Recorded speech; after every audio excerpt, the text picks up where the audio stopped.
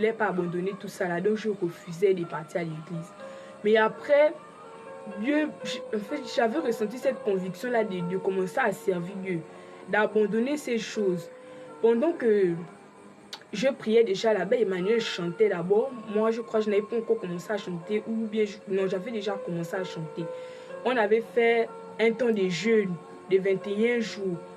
Pendant ce temps de jeûne, lui avait manifesté sa puissance.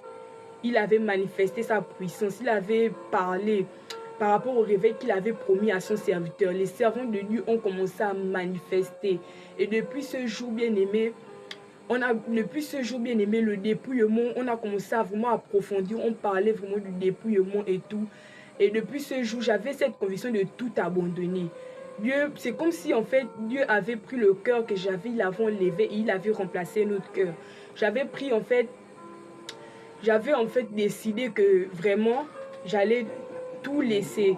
J'allais abandonner toutes ces choses-là. Que j'allais laisser les faux cheveux, que j'allais laisser les pantalons, que j'allais laisser les bagues et tout. J'allais tout laisser. Et les mois sont passés, je priais toujours à l'église, j'avais abandonné toutes ces choses. Toutes ces choses sont sorties de mon cœur. C'était pas facile. Même quand on prêchait la parole, j'avais l'impression même que l'homme de Dieu parle de toi.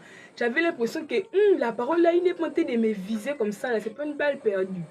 En fait, parfois aussi, ça me faisait mal, hein. Des fois, même si je disais que aujourd'hui j'abandonne, demain j'y retombais toujours dans les pantalons.